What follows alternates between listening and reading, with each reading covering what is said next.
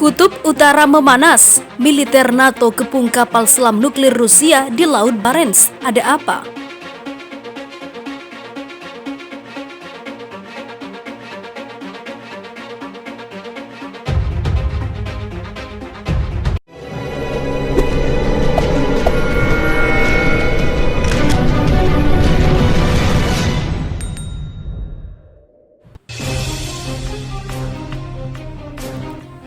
Pasukan Pakta Pertahanan Atlantik Utara atau NATO memburu kapal selam nuklir milik Rusia di Laut Barents Arktik. Dari laporan The Nation yang dipelajari oleh Bulgarian Military pada Sabtu 12 September, beberapa kapal dari Amerika Serikat, Inggris, dan Swedia, serta pesawat Denmark berusaha memblokir pergerakan kapal selam Rusia. Bahkan Amerika Serikat dilaporkan kemungkinan mengirimkan kapal selam Seawolf di laut tersebut. Kapal selam Rusia yang diburu oleh pasukan NATO sendiri diketahui memiliki hulu ledak nuklir dan sarana untuk mengirimkannya dengan torpedo Poseidon. Sementara Seawolf memiliki torpedo Harpoon dan rudal jelajah Tomahawk di gudang senjatanya. Pemburuan kapal selam Rusia bukan pertama kali terjadi.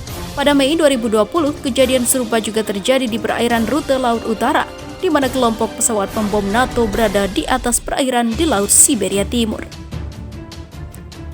Menanggapi insiden tersebut, Pusat Nasional untuk Manajemen Pertahanan Federasi Rusia mengatakan tindakan NATO sangat provokatif. Di The Washington Times, kejadian tersebut adalah pertama kalinya sejak pertengahan 80-an.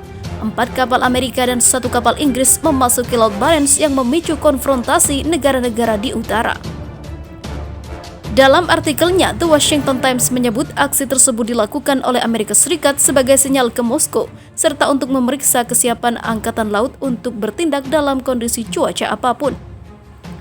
Menurut pejabat Angkatan Laut Amerika Serikat, latihan ini diperlukan agar angkatan bersenjata siap beroperasi di berbagai kondisi iklim, termasuk di Kutub Utara.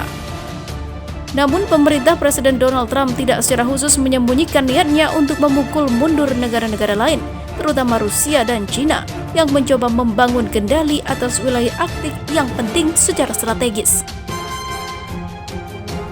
Lebih lanjut, pada 1 Mei lalu, pejabat Amerika mengatakan telah memberitahu Rusia tentang operasi di utara untuk menghindari exacerbasi yang tidak disengaja.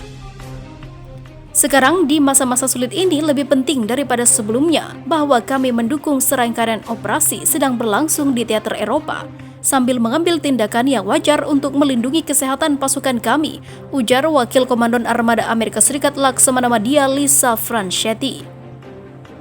Kami masih akan secara aktif bertindak untuk kepentingan, keamanan, dan stabilitas regional, membangun hubungan saling percaya dan memperkuat fondasi kesiapan tempur di Kutub Utara, sambungnya. Kendati begitu, analis militer memperingatkan Amerika Serikat kemungkinan sudah sangat tertinggal dalam hal perebutan sumber daya dan rute perdagangan di Kutub Utara. Sementara itu, diberitakan sebelumnya, kapal selam Rusia dikabarkan bisa menjangkau Amerika Serikat. Rusia uji kapal selam tak berawak bersenjata nuklir.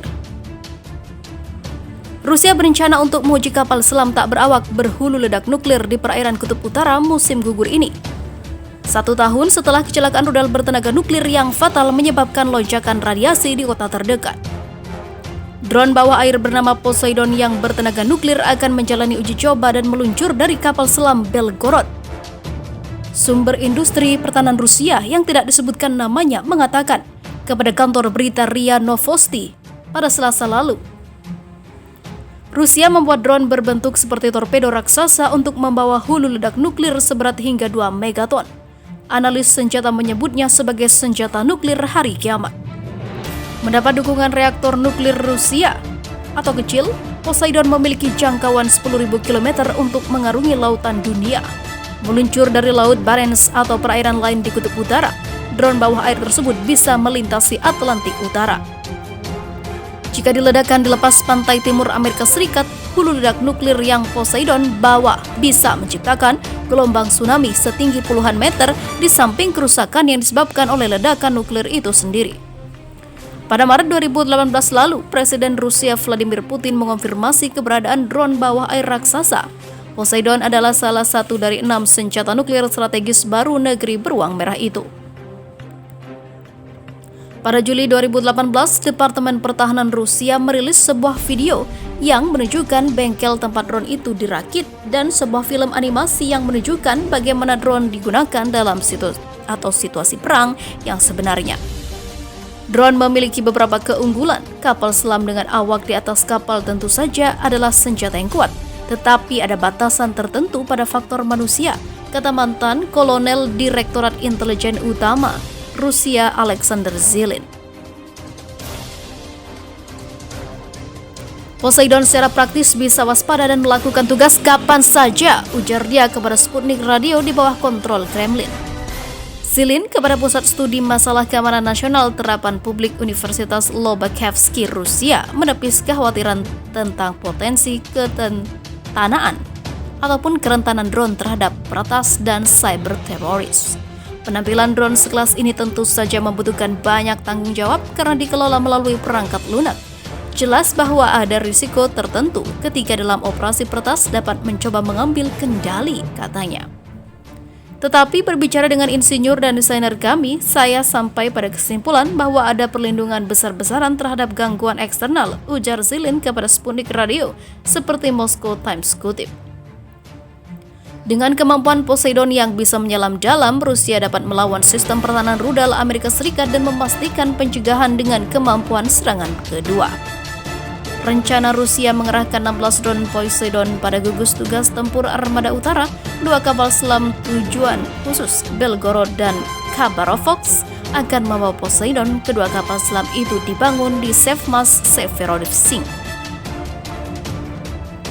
Belgorod adalah kapal selam prototipe dari kapal selam bertenaga nuklir kelas 2 Oscar, meluncur pada April 2019 lalu dan akan memulai uji coba laut dalam beberapa bulan. Kapal selam kedua yang membawa Poseidon adalah Khabarovsk, kapal selam prototipe khusus dari kapal selam rudal balistik generasi keempat Rusia kelas Boris. RIA Novosti awal musim semi ini melaporkan Khabarovsk akan meluncurkan dari Sevmaz pada awal Juni 2020, diikuti pengujian selama 2 tahun. Baik RIA Novosti maupun Zilin tidak menyebutkan di mana lokasi peluncuran uji coba drone Poseidon, tapi senjata berbasis kapal selam biasanya menjalani percobaan di Laut Putih. Laut ini memiliki keuntungan karena tidak menjadi perairan internasional, di mana angkatan laut negara lain atau mata-mata bisa berlayar. Juga area pengujian dekat dengan Severodvinsk, tempat pembuatan kapal selam dan juga drone.